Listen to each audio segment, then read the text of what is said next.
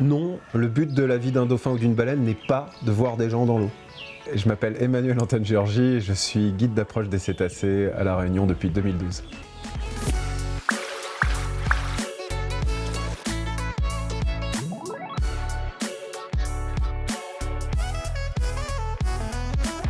On a un petit peu cette image du dauphin ou de la baleine qui attend qu'une seule chose, c'est de voir des gens dans l'eau, alors qu'en réalité, c'est pas du tout le cas.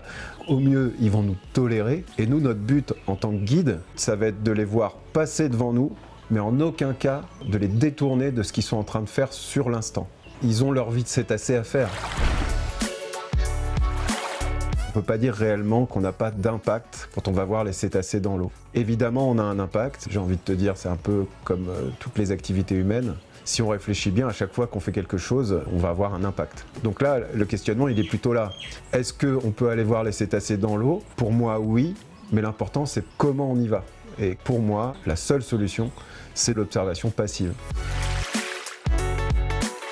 L'observation passive, c'est d'aller voir les cétacés en les dérangeant le moins possible. On va essayer de s'adapter au maximum au code des animaux.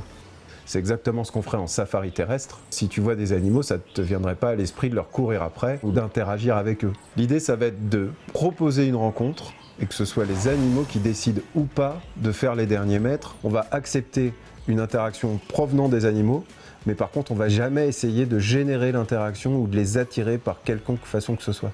De cette façon, ils vont pouvoir continuer leur vie en notre présence comme si on n'était pas là. S'ils sont en train de s'accoupler, ils continuent de s'accoupler, et ils s'accouplent beaucoup les dauphins.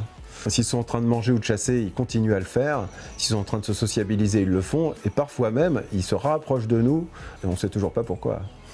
Mais si l'animal peut venir nous voir et que c'est réellement lui qui fait les derniers mètres, c'est génial. Tout le monde a gagné, l'animal nous observe autant que nous on l'observe. On a vraiment du sens à la rencontre. Là, on passe à un des meilleurs moments de notre vie.